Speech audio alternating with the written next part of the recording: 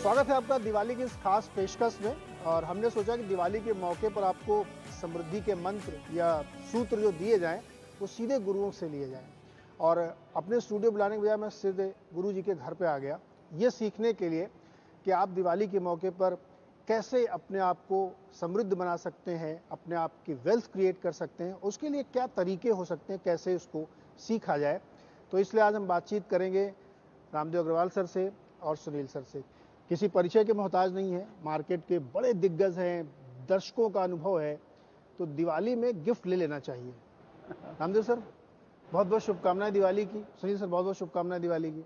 सभी व्यूअर को दिवाली की बहुत बहुत शुभकामनाएं। लेकिन आपने आज तो यहाँ पर एक्चुअल दिवाली खड़ा कर दिया। जो आपको लाइट और ये सब जितना माहौल बनाया है, आई थिंक एकदम दिल ऐसा लग रहा है कि दिवाली आज ही है, अभी है, आज ही दिवाली हो गई है।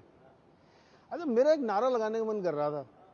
मार्केट में चूंकि जो माहौल बना हुआ है तो मुझे ऐसा लगा कि आपने सुना भी होगा कि एफआईआई का घमंड टूटेगा, रिटेल निवेशक जीतेगा। एफआईआई का घमंड टूटेगा, रिटेल निवेशक जीतेगा। सही है? अभी आप जो बोले तो सब सही होगा। लेकिन नहीं, आप देखिए ना हमारे रिटेल निवेशक कितना खरीदारी कर रहे हैं। गोरों के पास बहुत माल पानी है और जो आपका बाजार बढ़िया चला है तो जितना बजट है उससे ज़्यादा कमा लिए वो। तो उनको जैसे 700 बिलियन डॉलर का था तो वो गिर के 600 बिलियन हुआ। और अब महीना भर में उन्होंने बेचना बंद किया तो वापस 700 750 हो गए। तो बाजार का रिकवरी इतना बढ़िया 14,000 से 17,000 का, उसमें वापस 750 बिलियन के पास हो गए। तो अगेन उनका पास काफ़ी फायर पावर है, बेचेंगे नहीं बेचेंगे उनकी मर्जी है। लेकिन वो भी डर रहे हैं कि अब कितना बेचें हाथ से करके। तो सुनील सर वापस तो आएंगे ना वो? हम लोगों ने इतना देख लिया उनको। मैं जब कह रहा हूँ ये नारा, तो ये नारा ये बात बताता है कि वापस तो आना पड़ेगा आपको। इतना अच्छा मार्केट छोड़ के आप कहाँ जाएंगे? देखिए, हम ऑब्वियसली भारत में रहते हैं तो हमें यहाँ बहुत अच्छा लगता है और रहना भी चाहिए। जहाँ यहाँ पे जो भी पॉजिटिव हैं उनका वेल्थ भी बना है और उनको मन की शांति भी मिली है। लेकिन आप है ना थोड़ा दुनिया की नज़र से भी देखिए। आई थिंक लास्ट एक साल में जो हुआ है दुनिया में बहुत ही आई वुड से थोड़ा कंसर्निंग तो रहा है। चाइना का इशू, रशिया का इशू, और it is the biggest war after world war two in a sense कि इतनी सारी कंट्रियां डायरेक्टली इनडायरेक्टली इन्वॉल्व हैं। इन्फ्लेशन आज तक कभी 30-40 साल में यूरोप और यूएस में इतना नहीं हुआ जितना आपकी बार देखने मिला है। और पहले ना 2% 2.5% इंटरेस्ट रेट बढ़ाने के लिए यूएस को 2 साल लगते थे, अभी 4 महीने में उन्होंने 2.25-2.5% बढ़ा दिए। तो थोड़ा सा एक तकलीफ वाला माहौल रहा है और उस को देखते हुए आई थिंक उन्होंने जो किया है ऑब्वियसली एक रिस्क ऑफ ट्रेड था। तो ऐसा नहीं है कि खाली उन्होंने इंडिया में ही थोड़ा अपना एक्सपोजर कम किया। I think across the world risk asset कम किए हैं। दूसरी ये भी आपको देखना चाहिए कि आप जब भी पोर्टफोलियो मैनेज करते हो, अगर एक चीज़ आपकी थोड़ी सी ज़्यादा ओवरवेट हो जाती है क्योंकि उसने आउट परफॉर्म किया है तो थोड़ा स्वाभाविक होता है कि आप रीबैलेंस करो उसको। तो ये ऐसा नहीं है कि उन्होंने है ना इंडिया छोड़ ही दिया है, काफ़ी लोगों ने उसको रीबैलेंस किया है। और जैसे जैसे वर्ल्ड स्टेबल होगा आई थिंक इंडिया की ग्रोथ रेट, इवन आईएमएफ का अभी जो भी रिसेंट है उसमें India is the only country which is going to go at more than 6%। तो it will take time but they will definitely come back, वापस आएंगे। अच्छा सर ये बताइए, अगली दिवाली तक के लिए हम लोग कम से कम उस फ्रेमवर्क में बात करें तो दिवाली की लैंग्वेज में मार्केट क्या रॉकेट रहेगा, अनार रहेगा, फुलझड़ी रहेगा, क्या रहेगा? जो भी हम बोलेंगे सब गलत होगा, लेकिन फिर भी हम बोलेंगे जरूर। बोलेंगे जरूर। देखिए क्या है, मेरे को लगता है कि मल्टीपल बहुत बढ़िया है। हाँ, जो पी मल्टीपल है अभी जो है 21-22 का जो भी मल्टीपल है निफ्टी का, वो ठीक है, मतलब अच्छा रिच मल्टीपल है। अब सवाल क्या है कि अर्निंग्स ग्रोथ कितना होगा। तो यदि अर्निंग्स ग्रोथ यदि 12-15% हुआ, थोड़ा कम होते जा रहा है, इस क्वार्टर में 3% से काट दिया रिसर्चर्स, हेड ऑफ रिसर्च ने। तो यदि ये अर्निंग्स ग्रोथ जैसे अभी 725 है, वो 850 की बात थी, अब 825 की बात कर रहे हैं। उसके अगले साल मतलब 24 की जो अर्निंग जो है वो पहले 1000 के आसपास की बात चल रही, 950 के, अब ओके 900 की बात चल रही। यदि 900 950 आ गया, मतलब 24 में यदि 2-4 चीज़ें सेटल हो गई तो फिर देन मतलब हो सकता है 15-20% बाजार में मिल जाए। पर रॉकेट वाली बात नहीं है। अभी का माहौल देखते हुए एक्सपेक्टेशन हैज़ टू बी थोड़ा कंटेंट रहना चाहिए। और अर्निंग्स को जितना हो उतना ही मिल जाए बहुत बढ़िया है। सुनिए सर, मार्केट में लोग कहते हैं कि अच्छा समय होता है हमेशा शेयर खरीदने के लिए, उसमें कोई बुरा समय नहीं होता। सही है ये? देखिए आपके इन्वेस्टमेंट के व्यू पॉइंट से वो उसको आपको देखना पड़ेगा। अगर आपका इन्वेस्टमेंट का पीरियड 1 हफ्ता है तो ये बिल्कुल गलत है। हाँ, लेकिन अगर आपका इन्वेस्टमेंट का जो ड्यूरेशन है वो 5-10 साल है तो आप कभी भी खरीदिए, आपको over a period of time उसमें कुछ इम्पैक्ट नहीं आएगा। आप देखिए ना, सपोज आपने 5 साल के लिए इन्वेस्ट किया और आपने 5-7% ऊपर भी ले लिया तो आपको साल में आधा 1% की रिटर्न में इम्पैक्ट आएगा। लेकिन नहीं किया तो ये हो सकता है कि आपका बेस्ट पीरियड आप मिस कर जाओ। जैसे अभी मई के टाइम पे बहुत मंदी का माहौल हो गया था मई जून में, आपने अगर वो मिस कर दिया तो आपको फिर 15% ऊपर ही लेना पड़ेगा। अब बैंक देखिए, बैंक सब 25-25, 30-30, 40-40% ऊपर हो गए, तभी it was the worst performing sector, किसको बैंक लेना नहीं था। तो आई थिंक बहुत डिफिकल्ट है ये कहना। लेकिन अगर आपको ये आपको लगता है, जो हमें तो लगता है कि इंडिया की इकॉनमी 3 ट्रिलियन की 6 ट्रिलियन हो जाएगी, अगर आप तेजी में हो तो आप बोलोगे कि 6 साल में हो जाएगी, अगर आपको लगती है मंदी है तो 8 साल में होगी, होनी तो है ही। तो फिर आपको फिर नहीं रुकने की जरूरत है। तो मतलब नेट ये है कि आपको अगर पोर्टफोलियो के लिए, वेल्थ क्रिएशन के लिए लेना तो आप कभी भी लीजिए, बहुत ज़्यादा सोचिए मत। एक ख्याल है कि इंडियन इक्विटी, मैं तो 40 साल से हूँ, 100 का सेंसेक्स से 60,000 का सेंसेक्स देखा हूँ मैं, रोज आता हूँ बाजार में।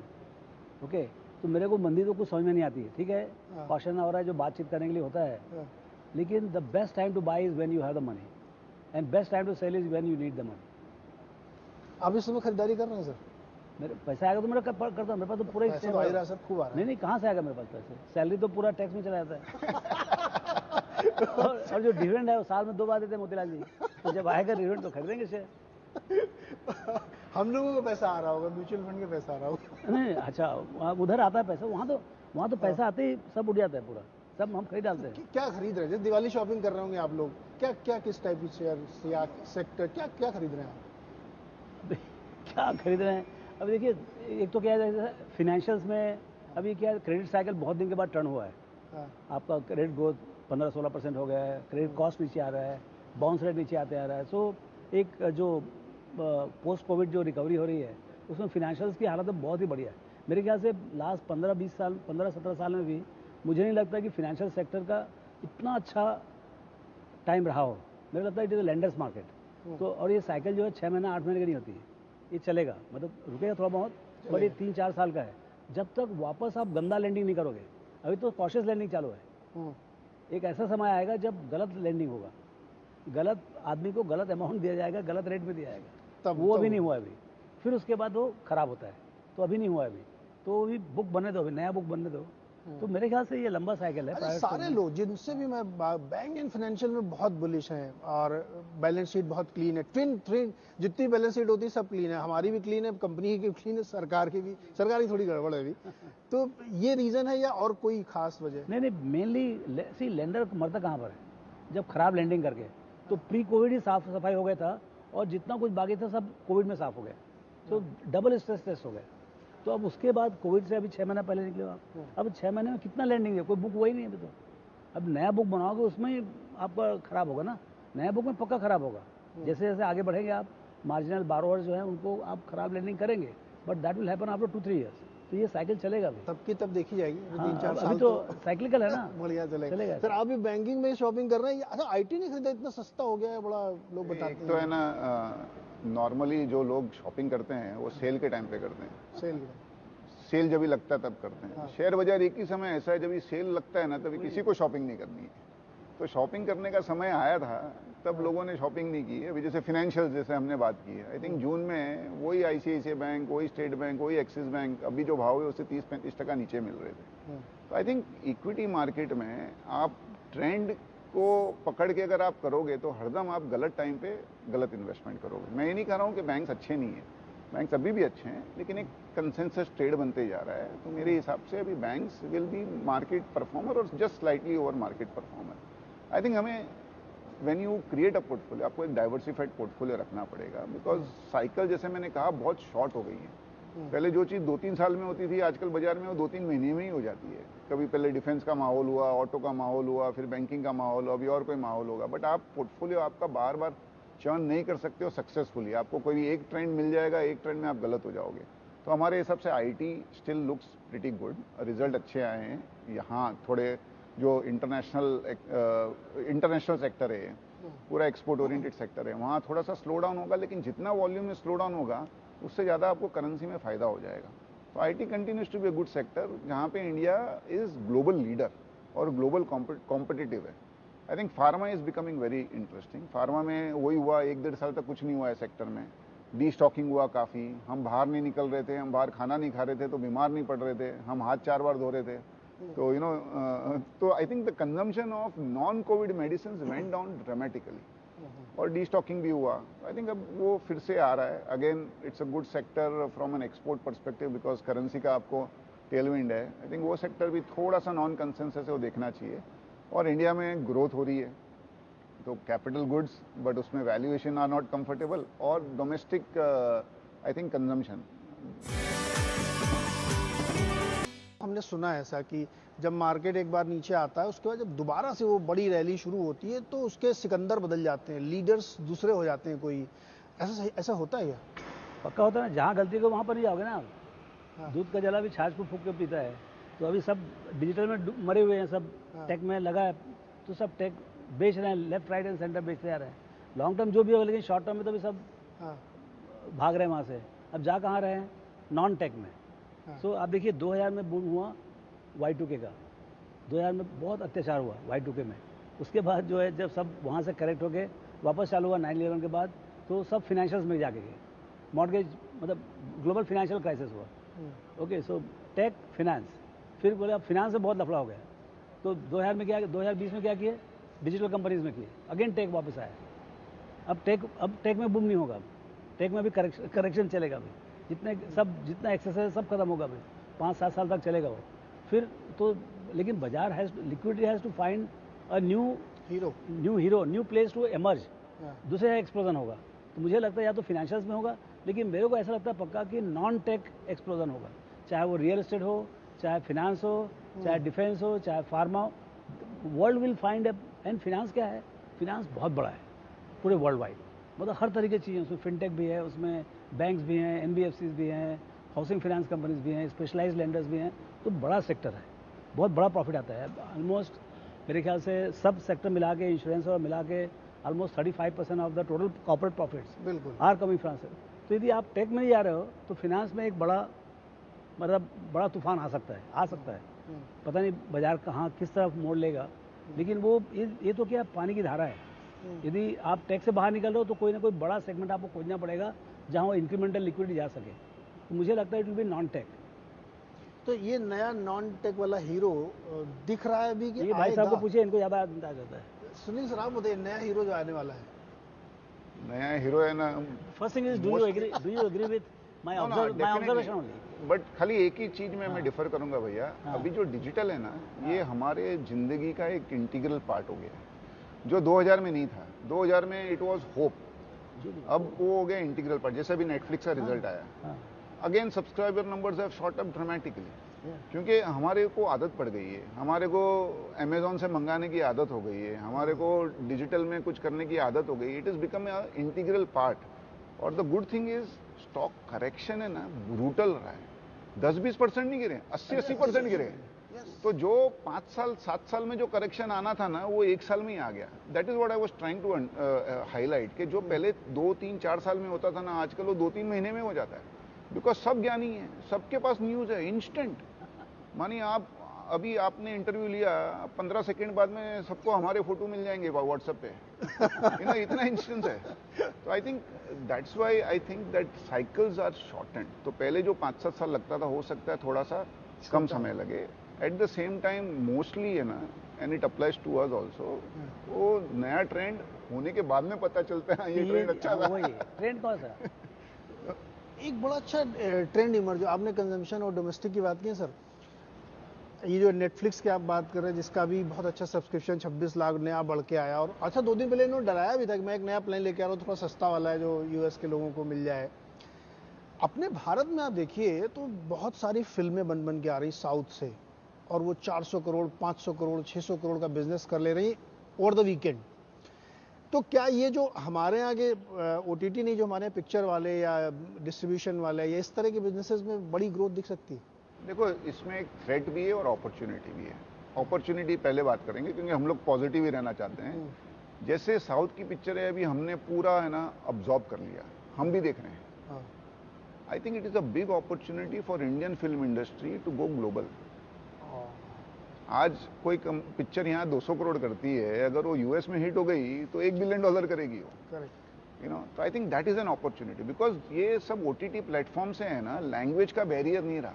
मैं बहुत बार देखता हूँ, बहुत अच्छी लगती है कोई मूवी या कोई सीरीज, पता चलता है स्पेन में बनी है या मैक्सिको में बनी है या नेदरलैंड की मैंने एक सीरीज देखी, बहुत अच्छी थी। तो I think this whole language barrier is gone.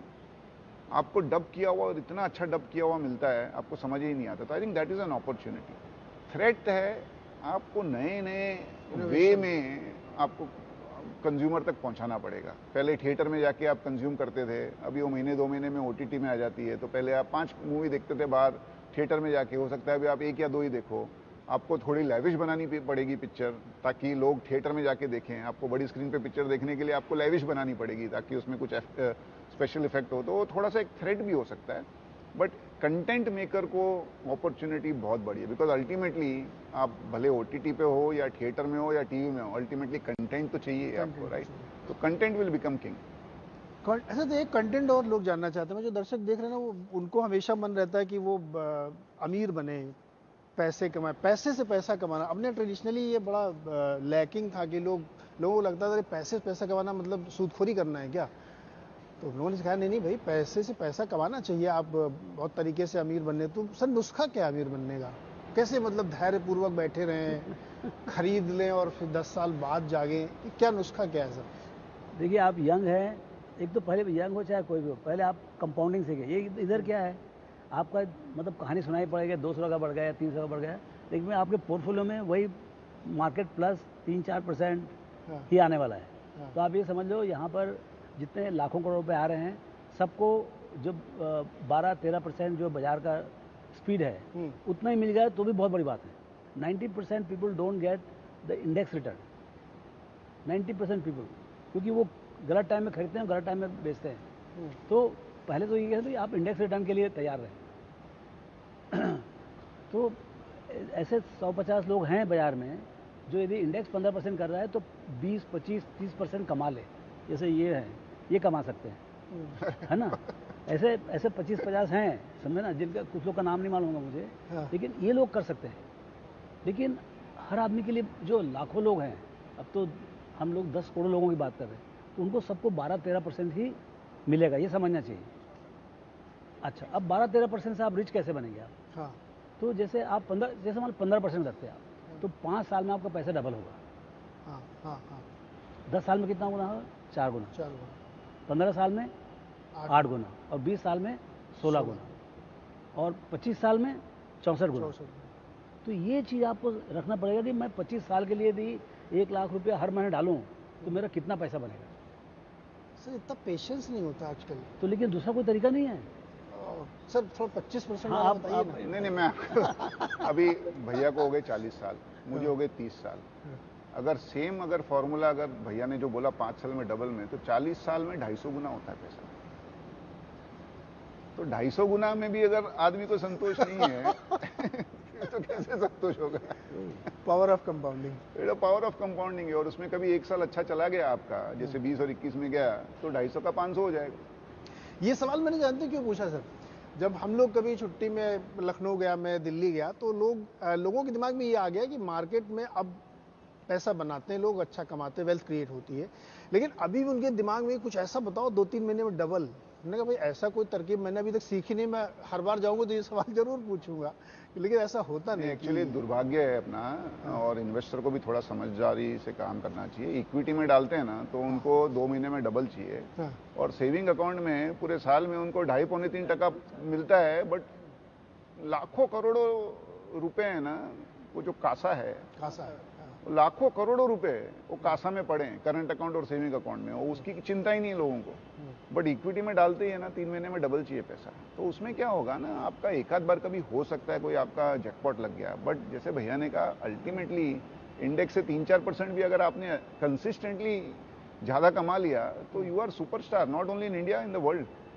अच्छा, एक सवाल और मन में मेरे है, पैसा सबसे ज्यादा कौन कमाता है, अपॉर्चुनिस्ट या कंसिस्टेंट वाला, जो बाजार में मौके बनाए अपने लिए, अपॉर्चुनिटी बार बार तलाशे और करता, वो ज़्यादा पैसा बना सकता है, या जो एक बार कंसिस्टेंटली लगा हुआ है, वो SIP करता जाए, हर महीने डालता जाए, वो ज़्यादा पैसा बना सकता है?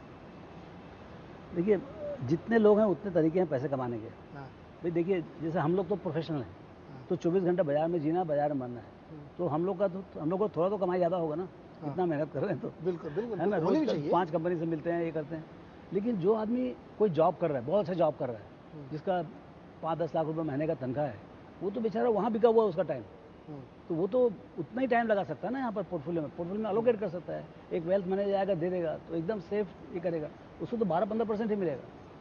सो आप कितना उसमें मेहनत भी इंडिविजुअल करते हो। प्रोफाइल पे तय होगा कि हाँ? आपकी अपनी एपिटाइट कितनी है, आप कितना नहीं, मैनेज कर आप सकते कितना हैं, मेहनत कर रहे हो अपने पैसे के कितनी ऊपर। मेहनत कर सकते हैं। यदि आप 24/7 कर रहे हैं, आप चार्ट अकाउंटेंट हैं, MBA है, जाके आप फोन कर रहे हो, पता कर रहे हो, इकोसिस्टम भैया, ecosystem। एनालिस्ट 10-15 एनालिस्ट Yeah, होने चाहिए साथ वही में सब। आपके। तो आप उतना मेहनत करोगे तो डेफिनेटली आपको रिजल्ट मिलेगा ना। हाँ, तो आपका एक्सपेक्टेशन भी सही होना चाहिए। आप जितना मेहनत करो, यदि मैं यदि एक्सपेक्ट करता हूँ मेरे 20 टका कमाऊँ करके, तो शायद जायज़ है, मेरे मालूम है बहुत डिफिकल्ट है, लेकिन शायद मैं सही एक्सपेक्ट कर रहा हूँ। ओके, एंड मेरे मालूम है 20 टका कमाना डिफिकल्ट है, यदि बजाय 12 टका कर रहा है तो 15-16 हुआ है तो बहुत हो गया। बहुत बढ़िया। ओके, लेकिन जो आदमी बाहर बैठा है, हाँ। जो कुछ मेहनत नहीं कर रहा, खाली हमको दे रहा पैसा। अच्छा सर, ये बताइए कि अब थोड़ा सा मैक्रो पे हम लोग समझना चाहते हैं, इस वक्त जो भी हमारी तस्वीर है डोमेस्टिक की दुनिया की, उसमें सबसे बड़ा फियर क्या है आपका इस मार्केट के संदर्भ में?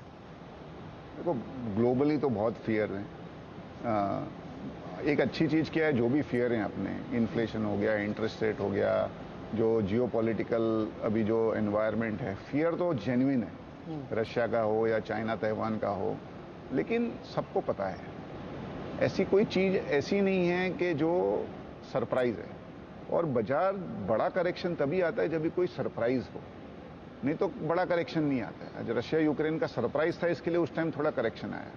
अगर पहले से, जैसे अभी चाइना और ताइवान पहले से लोग प्रिपेयर होने लग गए, तो जिस दिन होगा इवेंट उस दिन आएगा एक झटका, लेकिन already you are prepared. I think from an India perspective भी ऐसा कोई अनयूजुअल झटका नहीं लग रहा है। लेकिन हाँ, अभी currency we are doing much better than others, but currency depreciate तो हुई है, we have to keep an eye. बहुत 82 है, मैनेजेबल है। कभी रिस्क ऑफ हो गया दुनिया में बड़ा, तो करेंसी अपनी मैनेज होती कि नहीं। Oil is a big factor to watch for India. हमारा व्यू अगेन ऑयल, मुझे तो लगता है 60-65 ही हो जाएगा, जिस हिसाब से सप्लाई आ रही है और डिमांड डिस्ट्रक्शन है। लेकिन अगर सपोज कोई फिर से कोई 2 देशों में प्रॉब्लम हो गया, उसमें से एक ऑयल रिच है, तो हो सकता है झटके से 110-120 भी हो जाए। तो I think India to some extent is dependent particularly on oil and forex from global environment. Otherwise, domestic India is doing very well. आज आप फेस्टिवल हम 3 साल बाद में सेलिब्रेट कर रहे हैं पहली बार नॉर्मल। आप भीड़ देखिए सब जगह। आप सबका जो भी कंज्यूमर फेसिंग बिजनेसेस है उनसे बात करिए, डिमांड इज बीन फिनोमिनल सितंबर के बाद में। शादियां पहले 50-100 में रिस्ट्रिक्ट हो गई थी, अब फिर से 500,000 लोगों की शादियां होने लग गई है। And we love to spend all this. I think domestic economy is doing well. और जैसे भैया ने कहा, बैंकिंग सिस्टम एकदम क्लीन है, तो उनकी लैंडिंग करने की भी कैपेसिटी ज़्यादा है, और लैंडिंग अगर ज़्यादा होगी तो ग्रोथ ज़्यादा होनी है। सर, हो सकता है मैं भी बहुत ही इटर्नल ऑप्टिमिस्टिक हूँ। जहाँ जाता हूँ मुझे इतनी भीड़, इतना बिजनेस दिख रहा है। गाड़ियों की बुकिंग देखिए, 8-10 लाख गाड़ी इस साल के लिए बुकिंग है। इस साल शायद बता रही 4 व्हीलर में रिकॉर्ड सेलिंग होगी, 38 लाख गाड़ियाँ बिकेंगी। 2 व्हीलर में देखिए वहाँ भी तेज़ पिकअप है। आपका फियर क्या है रामदेव सर? ऑयल वाला लगता है या करेंसी का लगता है, या आपको लगता है कि यूएस में इतने ब्याज दरें बढ़ा दे रहे हैं तो फिर वो कैपिटल फ्लाइट बना रहेगा थोड़ा मुश्किल? आपका सबसे बड़ा फियर क्या है? मेरे को सबसे ज़्यादा वही जो कैपिटल फ्लाइट का है ना, कि देखिए जिस स्पीड से उन्होंने बढ़ाया है, देखिए ये क्या है, बहुत ब्लंट इंस्ट्रूमेंट है। आपने बढ़ा तो दिया 75 करके, देखिए उसका इफेक्ट 6 महीने बाद मालूम पड़ेगा। अच्छा, ये रास्ते में और बढ़ाएंगे तो मतलब क्या मतलब है ना। See, we are still a soft country in the sense that oil हमारा इम्पोर्टेड है, हमारा करंट अकाउंट डिफिसिट है 3 टका, करेंसी रिजर्व है, अच्छा है, इसी कारण से हम इतना बड़ा कुशन दे सके। $650 बिलियन का अब 5.5 बचा है, वही 530 बचा है, तो वो पूरा तो अपन खर्च नहीं कर सकते, तो 25-50-100 और खर्च कर लोगे। उसके आगे तो आप भी बोलोगे भाई now let the currency go wherever it goes. तो वो एक डेंजर लगता है कि अच्छा वो इन्फ्लेशन इंपोर्ट करेगा तो मतलब बाहर माहौल जो बहुत ख़राब है। India is oasis, India actually बहुत स्टेबल है। हमको जितने प्रॉब्लम है सब जियोपॉलिटिकल से है कि भाई यदि मेरा सप्लाई चेन पूरा का पूरा इम्पोर्टेड है, कंज्यूमर डोमेस्टिक है, या मेरा सप्लाई चेन इंडियन है बट मेरा कस्टमर फॉरेन का है, या दोनों ही बाहर के हैं, रॉ मटेरियल भी बाहर से आ रहा है और बायर भी बाहर है। फिर risk, now my balance sheet is in the risk. जैसे बैंक है, बैंक में क्या है, आपके कंज्यूमर भी यही हैं और डिपॉजिटर भी यही हैं, तो 100% लॉक्ड इन है यहाँ पर। So that is the safest business अभी के माहौल में, जब ज़्यादा आपका फॉरवर्ड लिंकेज ना हो। अभी ज़्यादा फॉरवर्ड, जैसे आईटी है, आईटी में सबसे बड़ा डर क्या है, मतलब कॉस्ट स्ट्रक्चर तो मतलब इससे ज़्यादा प्रॉफिटेबल कोई कंपनी नहीं है। अब इतना मतलब ऑलमोस्ट लाख, सवा लाख करोड़, 1.5 लाख करोड़ का नफा है, वो भी सब फ्री कैश फ्लो है, तो ऐसा कोई इंडस्ट्री है ही नहीं। लेकिन अभी सबसे बड़ा डर ये है कि कितना बड़ा रिसेशन होगा, यदि होगा तो, अभी पता नहीं कितना होगा, नहीं होगा तो वो डर के मारे जो है ना, that fear is what is killing the sector in terms of valuation. वो करेक्शन होते जाएगा जब तक ये बात नहीं आती कि भाई now there is a peace in the world and economic cycle is now going to, मतलब it has hit the, so don't fight the Fed. Basically thing is कि जब तक Fed is trying to get that 2% inflation whatever they want, तब तक जो है ना उनके सामने खेलने का नहीं, तो वो एक डर है। सो क्या इम्पैक्ट आएगा इंडियन रुपी में, इंडियन फॉरेक्स के ऊपर, एंड उसका consequent impact on the cost structure side, और उसके हिसाब से फिर then whether the companies can pass on, कि बहुत कम कंपनी इनका प्राइसिंग पावर है, बहुत कम कंपनी, 25-50 कंपनी होंगे who can pass on everything. तो सो जो अर्निंग्स, जो रिस्क है, मेरे को सबसे बड़ा रिस्क लगता है कॉर्पोरेट अर्निंग्स का। कॉर्पोरेट अर्निंग्स यदि बनते हैं तो बाकी दुनिया कोई अंतर नहीं पड़ता है। सर, लोग कहते हैं कि अमेरिका में अगर रिसेशन होगा तो उसको इंडिया जैसी कंट्रीज को बड़ा फायदा होता है, सही है ये? क्या होगा? इंडिया जैसी कंट्रीज को बहुत फायदा होता है अगर यूएस में रिसेशन है तो। कोई ऐसा कोई, यदि पूरा यदि विश्व यदि स्लो डाउन होता है, हाँ, हर कंट्री को इम्पैक्ट पड़ेगा। अमेरिका को भी इम्पैक्ट पड़ेगा, हमको सब इंटरडिपेंडेंट है, कहीं न कहीं से लिंकेज है, चाहे वो एफडीआई हो, चाहे एफआई हो, चाहे रेमिटेंस हो, चाहे एक्सपोर्ट्स हो, इंपोर्ट्स हो, हर चीज़ लिंकेज है। आई डोंट थिंक कि मतलब अमेरिका एकदम स्लो डाउन हो जाए, 0 हो जाए, 2% नेगेटिव हो जाए, and India will keep standing like a rock and 7% growth will keep happening, मेरे को नहीं लगता है। ऐसा होता नहीं। सुनिए सर, एक बड़ा मेरा ऑब्जर्वेशन, आप मुझे उसमें थोड़ा समझाइए। पिछले कुछ 1-2 साल कह सकते हैं आप, या कोरोना के बाद से रादर, कि दुनिया की जो इकोनॉमीज है वो फ्री मार्केट से स्ट्रक्चरली थोड़ा चेंज होके गवर्नमेंट कंट्रोल्ड मार्केट में आ गई, क्योंकि उस समय बहुत पैसा डाला गया, फिर गवर्नमेंट ने कंट्रोल किए, दुनिया भर में हर इकोनॉमीज में ऐसा हुआ, और गवर्नमेंट के कहने पे प्रिंट किए गए पैसे कि इस सेक्टर को दो, इस सेक्टर को दो, और काउंटर गारंटीज ली गई। फ्रांस में और इटली में, जर्मनी में तो सरकार ने काउंटर गारंटी ली कि आप इसको दीजिए, और इसीलिए वहाँ डेट टू जीडीपी 300-300% तक पहुंच रहा। फ्रांस में तो 400-500% है। तो ये एक ऐसी स्थिति बन रही जहां गवर्नमेंट डिसाइड कर रही कि इकोनॉमी कैसे रन करेगी, रादर की फ्री मार्केट करे। ये एक अच्छी स्थिति है कि ये आपको लगता है कि थोड़ी बुरी स्थिति है? पर्टिकुलरली कोरोना के टाइम पे ये बहुत नेसेसरी था। आप कभी सीरियसली कोई बीमार होता है, हमको पता है स्टेरॉइड देना बहुत हार्मफुल है बॉडी के लिए, लेकिन तब अगर स्टेरॉइड नहीं दोगे तो फिर वो बचेगा ही नहीं आदमी। अब तब बोलोगे नहीं मैं इसको है ना ऐसी दवाई आयुर्वेदिक देता हूँ दवाई, तो जिंदा ही नहीं बचेगा। तो I think at that point of time it was necessary जो इन्फ्यूजन किया। और क्या है ना, आप इंडिविजुअल हो या गवर्नमेंट हो, 90% प्रॉब्लम पैसे से सॉल्व हो जाता है। तो वही उन्होंने सॉल्व करने की कोशिश की। अभी एक बार सॉल्व करने की कोशिश की, अभी उसको they have to slowly pull back. लेकिन उस दौरान ये रशिया और यूक्रेन का इशू आ गया, जिसके वजह से सब कमोडिटी के भाव ऊपर नीचे हो गए, सप्लाई चेन बहुत ये हो गई। तो I think you are right कि जो फेड है और दूसरे सेंट्रल बैंक है दुनिया में, वो सब ने सिंक्रोनाइज करके एक कॉल लिया है कि भाई चलो अभी इसको हम सपोर्ट करते हैं। अभी पेनफुल भी होगा जब पैसा वापस लेंगे, लेकिन we'll have to bear it. I think the other trend is deglobalization. Last 15-20 साल में पूरी दुनिया है ना ग्लोबलाइजेशन की तरफ थी, कि सामान उधर से खरीदो जहां सबसे सस्ता बनता है, सर्विसेज वहां लो जहां सबसे सस्ती है। तो India became the service capital, China became the manufacturing capital, Brazil became the agri capital. But अब लोगों को लगता है कि नहीं, अभी मैं चाइना पे डिपेंडेंट हो गया, सेमीकंडक्टर अगर ताइवान पे कुछ हो गया तो यूएस को सेमीकंडक्टर नहीं मिलेंगे। हमने देखा गैस रशिया ने नहीं दी तो यूरोप में बिजली के भाव 10-10 गुना बढ़ गए। तो I think now there is a little bit of move from globalization to deglobalization. तो उसमें भी next 3-4 years are going to be challenging. तो आपने पहले पूछा था कि रॉकेट होगा कि बॉम्ब होगा कि क्या होगा। रॉकेट का मजा है ना 15 सेकंड तक ही रहता है, बहुत मजा आता है, लेकिन वो 15 सेकंड में गायब हो जाता है। तो you have to be in such a scenario that उसका मजा। एक लास्ट सेक्टर में आपसे और समझना चाहता हूँ, उसके बाद हम लोग देखें कि ये जो डोमेस्टिक कंजम्पशन की थ्योरी है, इसमें सर एक बहुत बड़ा विजिबल से दिखता होगा। जैसे हम लोग अभी कारों की चर्चा कर रहे हैं, तो 10 लाख से ऊपर वाली कारें बहुत बिक रही हैं, उससे कम वालों में थोड़ा कम वॉल्यूम होता, कम मतलब रन रेट कम। या आप कपड़ों में जाइए तो वहाँ प्रीमियम बहुत ज़्यादा बिक रहे हैं, मास वाले प्रोडक्ट में उतनी डिमांड नहीं है। ये किसी भी चीज़ में आप लाइफ स्टाइल में जाइए तो वहाँ पे प्रीमियमाइजेशन हो गया, जिसको इकोनॉमिक्स कहते हैं, के शेप रिकवरी है। मैं उस वर्ड को यूज़ नहीं करना चाह रहा था, लेकिन मैं ये कह रहा हूँ कि इन्वेस्टर की तरह हम लोग सोचें तो जो प्रीमियम सेगमेंट है वो बहुत तेज़ी से ग्रो कर रहा है। अब मान्यवर को ले लीजिए आप, हर साल 30-40 लाख शादियाँ होती हैं, उसमें से अगर 10% भी उन्होंने गेन किया, जो कि अकेले वही बड़े रिटेलर हैं, तो बड़ा भारी उनको प्रॉफिट हो जाता है।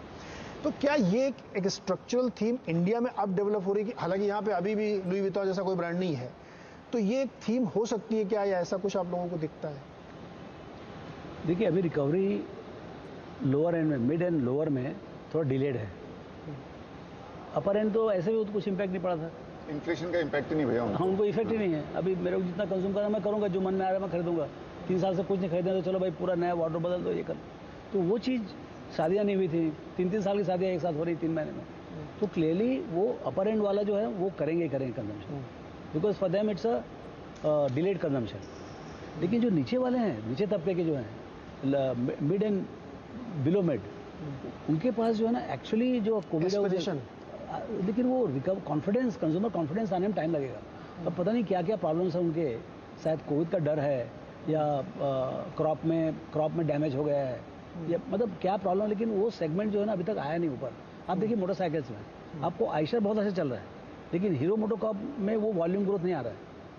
ये तो क्लियर मतलब, अच्छा ऐसा नहीं कि मतलब वो सेगमेंट कोई और जीत के गया है, भाई वही है, वो सेगमेंट ही वही बंदा है, 75-80 टका वो लोग करते हैं। तो ऑब्वियसली जो मास है, जिनको एंट्री लेवल जो चाहिए, वो उसमें वो उठाव है नहीं, पता नहीं क्या प्रॉब्लम है, चाहे रूरल में हो, चाहे सेमी अर्बन में हो। द लोअर एंड के लोग हैं, उनका जो कंज्यूमर कॉन्फिडेंस है, इनकम शायद ठीक ठाक हो, या जॉब लॉसेस पूरे नहीं हुए हों, लेकिन consumer confidence is lacking in the mid to this rural India, and that में टेक, मैं बजाज फाइनेंस में बात कर रहा था, वो बोल रहे थे इट विल टेक 18 मंथ्स, और से 12-15 महीना और यहाँ से रिकवरी चालू है बोलते हैं। हो सकता है अक्टूबर का नाम ज़्यादा अच्छा है, तो ऐसे रिकवरी होगा, लेकिन बोल रहे हैं कि 12 महीना लगेगा for the entire country to come back to the full force. Sir आपका व्यू क्या है इसमें? मैंने आज उससे बात भी की बजाज ऑटो के राकेश शर्मा जी से, तो वो भी ये कह रहे थे कि 125 सीसी ऑनवर्ड्स खूब बिक्री हो रही है, 100 सीसी वाली कम बिक रही है। ये 2-3 चीजें हैं। एक तो बहुत क्लियर है, इन्फ्लेशन की मार है ना, नीचे वालों को ज्यादा लगती है, because as a percentage of their income उनका कॉस्ट बहुत जोर से बढ़ जाता है। अगर सपोज आप 20,000 रुपया महीने का कमा रहे हो, आप पहले 3,000 रुपया सेविंग करते थे, और आपका 17,000 का कॉस्ट अगर 10% से बढ़ गया, तो आपकी सेविंग रह गई 5% ऑफ योर टोटल इनकम। बड़े वाले को उसका इतना इम्पैक्ट नहीं होता है, because saving is big as a percentage of their income. तो वो है। दूसरा, ऑब्वियसली एस्पिरेशन, एक कैटेगरी ऑफ लोगों को एस्पिरेशन है। तो इंडिया इज डिवाइडेड, बहुत 3-4 टुकड़ों में आप डिवाइड कर सकते हो। तो आप बोल रहे हो बराबर है, लेकिन उसमें अगर आप देखो टोटल कंजम्पशन का, अगर आप प्रीमियम कार देखो, टोटल कार सेल्स का वो परसेंटेज होगा 5%, 7%। आपने अरमानी और ये सब की बात की, और टोटल कंजम्पशन का 1% होगा। अभी उसमें वो 50% भी बढ़ता है तो उससे फर्क नहीं पड़ता ना, बाकी 98-99% तो बहुत ही है। तो आई थिंक ये सब जगह है, इंडिया में नहीं है। मैं तो अभी यूएस जाके आया, उसके पहले मैं यूके में था। आई थिंक नीचे के लेवल पे आप वॉलमार्ट का कॉमेंट्री सुनो, वो बोलेगा भाई नहीं, there is degrowth. But आप एलवी की कॉमेंट्री सुनो, बोले पर्स में 6 महीने की वेटिंग है। वो सेगमेंट अलग है। That segment is maybe 0.5%, 1% of total sales. Walmart is everyday sales. So I think there is difference, और वो रहेगा थोड़े दिन तक।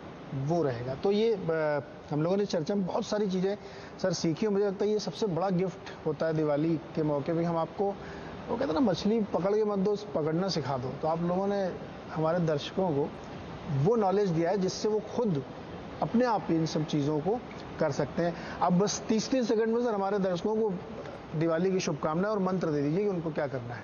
मछली देनी है। मछली देनी नहीं, पकड़ के सिखाना है। कैसे पकड़े हुए सिखाना है सर? दर्शकों के लिए संदेश क्या है आपका? मेरा मेरे दर्शकों से गुजारिश रहेगी कि ये कंपाउंडेड मार्केट है।